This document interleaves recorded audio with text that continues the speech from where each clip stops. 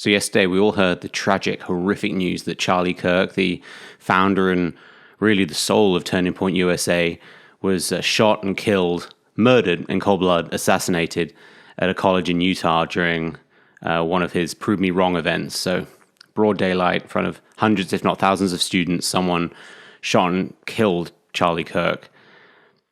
I went home after hearing the news. I didn't want to stay on social media.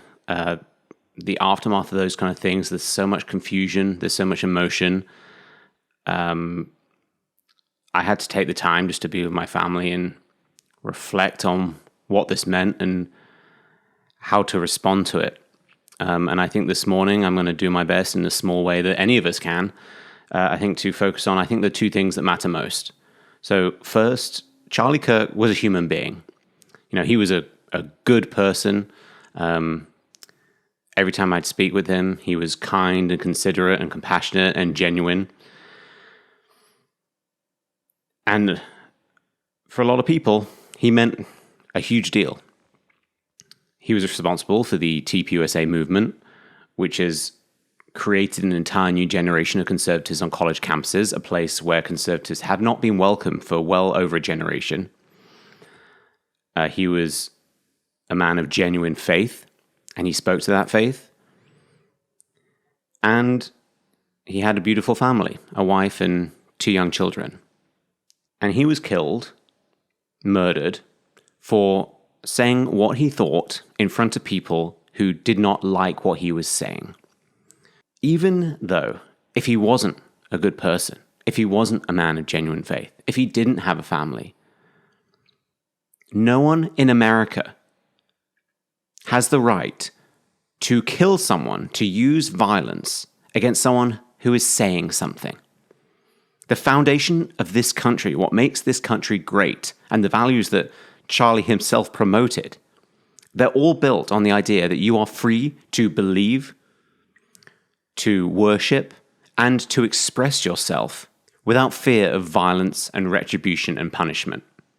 A big part of the reason he went on college campuses, and why people like I go on college campuses, I worked with TPUSA for years doing college speeches and facing a lot of this kind of threats of violence that unfortunately erupted in the most horrific way against Charlie. The whole point of that is to be a conservative voice on college campuses, to make people realize that it is okay to be conservative on college campuses in America. It is okay to speak your mind. No one deserves what happened to Charlie. No one. I don't care how much you love them or hate them, how much you love or hate what they are saying or what they believe. No one in America has the right to take something into their own hands with violence in response to what someone thinks.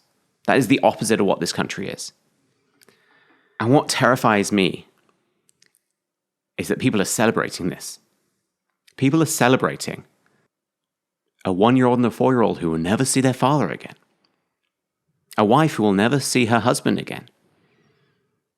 A 31-year-old man who will lose decades with his children. He won't see them grow up. He won't see them go to school. He won't see them get married. He won't meet his grandchildren. People are celebrating stealing that from someone simply because they don't like what he has to say. That's pure evil. I don't care where you fall on the political spectrum, but especially if you view yourself as someone who promotes compassion and care and equality, all of these things that are very important features of our civilization. If you can take to social media after a father and a husband has been murdered and celebrate, there's evil in your heart that I think only you and God can solve. This is not what America is. And unless we all come together and defend not just Charlie Kirk's right to say what he thinks on a college campus and right not to get assassinated in front of the world like that, but the right of anyone, no matter how good or bad, what religious faith, what political group. If you cannot go on a college campus, which is supposedly a center for learning and a center for exploring ideas, without fear of being shot for what you have to say, then America isn't what I think a lot of us believe it is. We need to defend that America. Because what I'm looking at right now is a lot like the 60s and 70s. A lot like the domestic terrorism and the anarchy that we saw there, which had the same goal, which is to force people who thought a certain way out of polite society through fear. Now, a couple of years ago, Charlie reacted to 1 week on college campuses where there were 3 examples of violence on college campus in response to speakers. Nothing like the violence we saw against Charlie Kirk, of course. And he responded on social media by saying this: in just 1 week, violent radicals on 3 of America's university campuses have attacked TPUSA events and speakers from coast to coast. Last night at SFSU, TPUSA hosted a Saving Women's sports event with star swimmer Riley Gaines when radical trans activists physically assaulted her and then barricaded her in a safe room for hours. On Tuesday night, another TPUSA event at the University of Albany, featuring pro-life speaker Ian Haworth, that's me, was interrupted by anti-Christian far-left students who proceeded to destroy a Bible, and last Thursday, far-left students hijacking a pro-life event at Virginia Commonwealth University featuring TPUSA Isabel Brown and Students for Life Christine Hawkins, as protesters threw punches and injured a chapter president. This kind of thing has been going on for years. Years. Charlie Kirk's been warning about it, I've been warning about it, all of the speakers he mentioned there have been warning about it, and it is scary. Seeing something like what happened to Charlie Kirk, I hate making these things about yourself. I think the narcissism and the aftermath of someone else's tragedy is something I really hate, but you, as a human being, you cannot help watch something like that and feel fear. Fear to go onto a college campus and say what you think. But that's the whole point. After Charlie Kirk made that post, I want to share just a quick conversation he and I had, and I said, "Thank you for speaking out. This is just insane. Colleges are rewarding these monsters for their behavior. No wonder they're ramping things up." And he said simply, "Amen, well said. Thank you for speaking and being fearless." And I said, "Thank you for TPUSA being willing to provide the platform, because I speak with TPUSA, I speak with Young America's Foundation. There aren't that many groups out there who are willing to provide that platform for conservatives on college campuses." Then I said, "If we don't stand up against the bullshit, they win. It's that simple." And he said, "That's right, we're not going anywhere." We need to collectively, regardless of where you stand politically, regardless of what you thought about Charlie Kirk, I don't care if you liked him, loved him, disliked him, hated him, disagreed with any of his political positions, none of that matters here. Because what matters is that we all collectively come together and agree not to allow this bullshit, and agree to not go anywhere. This is not what America is. America is built on the right to freedom of speech, freedom of religion, freedom of the press, all of these freedoms that at the core are the freedom to think what you want without fear of violence. No one has the right to use violence to harm someone, let alone kill them, because of what they are saying publicly, because of what they think, because of what is in their heart. Again, if you're someone who is celebrating this, celebrating the fact that now 2 children, a 1-year-old and a 4-year-old, will not grow up with a daddy, you are celebrating having that stolen from them. You are celebrating the fact that Charlie's wife is now alone with her children. He will never come home to them. If you are celebrating something so fundamentally evil, then you and I don't share anything. We don't share any values, and we don't share the values that I think the vast majority of people in America hold in their hearts as central and crucial to not only the American existence, but human existence. We all need to come together and say no to this bullshit. This is about what America is and fighting for America.